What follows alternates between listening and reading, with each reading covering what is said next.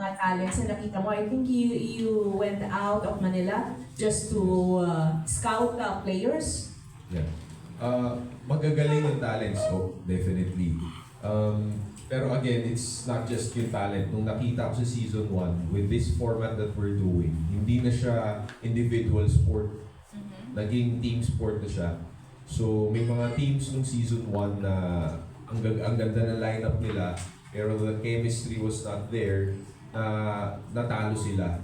And to my surprise, ang nag-champion team nung first season, yung team na may parang medyo mas maedad ang players nila. What team? Taguig Stallions, yes.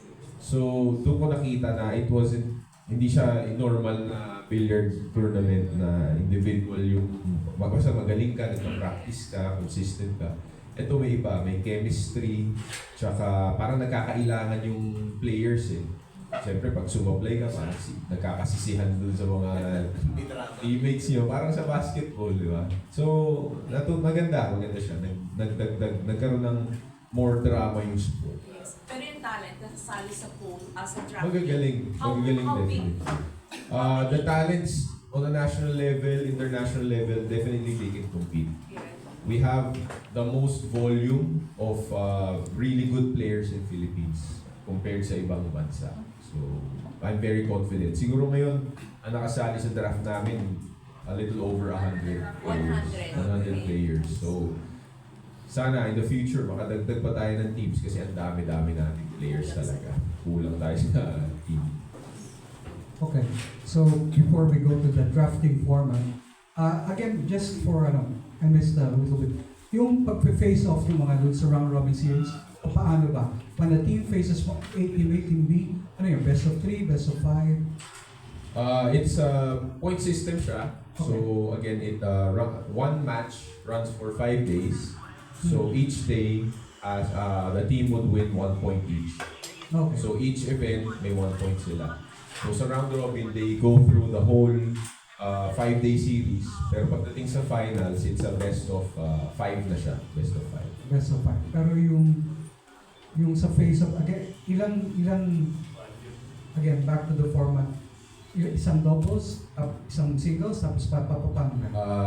2 singles, 2 doubles, tapos 1 singles na 1 representative lang. Yung 2 singles kasi natin King of the Hill siya, yun yung nag-challenge the loser. Tapos sa last day nung event, mamimili na isang representative lang yung team. Tapos one-on-one lang siya. Again, for the record, who are our present teams? The present teams right now are Quezon City Dragons, Manila MSW Mavericks, Taguig Stallions, Negros Occidental Pillars, and the new team na kaka-sign up lang this season is the Makati Titans. And each of them have their owner or franchise? Yes, each of them have their own owners. Okay. We now see to the graph. Sino ang pinaka most promising na dito sa draft na nakuha no? Sabi mo over 100 players. Having seen them play. Ngayon, ang hirap kasi sabihin nung season 1 kasi namin, yung first draft pick namin, si Jericho Banyares, magaling. Pero nung naglaro na, iba kasi yung format is very new even to our professional players. So, ang laki ng room for adjustment nila. Kumbaga, talaga nag-adjust sila, nahirapan sila maglaro. So, pero when it comes dun sa yung talent na talagang tinitingnan, team game kasi talaga siya, hindi na siya individual sport. So, ayoko magsabi kung sino yung tinitingnan talaga ng teams. Hindi rin ma-pressure no? Saka para maka-scout ng buti yung mga... When is this going to be held? The draft pick is going to be on June 29. June 29. And the second season will start on when? September 15. Ito ba based on the win-loss records ng team? So, yung nasa pinaka-under? Yes. Yung nasa pinaka-ilalim siya yung unang pipili. In this case, since may bagong team, yung unang team muna yung pipili ng players nila. Yung bagong team. Yung bagong team muna. Kasi yung unang team, may mga players na sila talaga. Although I gave them, the league gave them free hand to move or replace their existing players. How many maximum number of players for each team? Each team has a maximum of 6 players with yung 6 player yung reserve player. So, for after the new team, so sino susunod na magda-draft? Based on the pecking order? Based on the picking order, it's Quezon City Dragons, tapos Negros Occidental Pillars, and then MSW Mavericks, and then of course yung champion team natin, which is yung Taguig Stallions. Sabi mo, pwede na pang international, local level yung ano.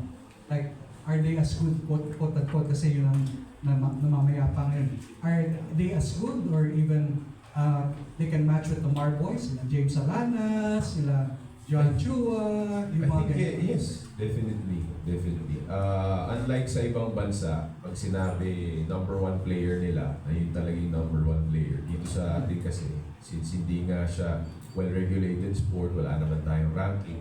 Yung mga sikat na players abroad, pagdating nila rito, ang dami nilang kalaban na ka-level nila.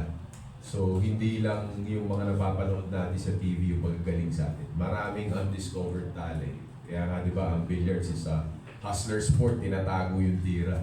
So, most of these talents na hindi nakaka-upload, mas pipiliin nilang magtago. Kaya kami umiikot ng mga bilyaran para talagang hanapin yung mga hidden gems na ito. Siyempre, obviously, billiards, money, prize money. Who, the champion team gets what? How much?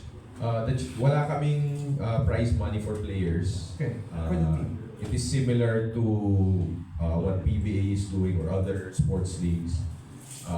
May salaries yung players, which I think removes yung tinatawag naming negative pressure do sa players. Hindi na pag natalo ako, wala akong kakainin mamaya. Hindi na ganun yung pressure nila. More on, pag natalo ako, madi-disappoint yung team ko, madi-disappoint yung team owner ko. So yun yung goal namin. We leave that to the team owners kung magbibigay sila ng prize money. Pero sa amin, when the team wins, we give the prize money dun sa team owner. How much? It depends dun sa revenue ng league, let's say sponsorships. They get a certain percentage of it. Okay.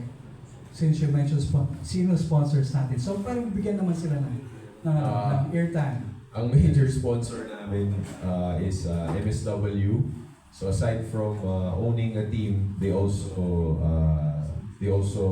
sponsored the league. Another sponsor namin is Smart Sports, at saka of course Signal TV, BTV4, they're also helping us. And yun yung major sponsors namin for this season. Also, One Ball, their suppliers naman ng tables, and ano pa ba? Yun lang. Okay. Last question, I give it to the rest of my colleagues. Anong araw televised and is it live? At saka at what channel? On what channel? We're actually negotiating live every day. Siyempre para mapanood ng pero towards December, ang daming sports na nakakasabay namin eh. So we will have to adjust. Siyempre hindi pa tayo ganun kalakas katulad ng basketball and volleyball. But we're getting there. We have a lot of views sa RPTV and sa One Sports. We're also going live sa PTV4, may sports channel na rin sila. So, yun. Also, another broadcast partner namin is yung Smart Sports. So, they're broadcasting us live sa social media.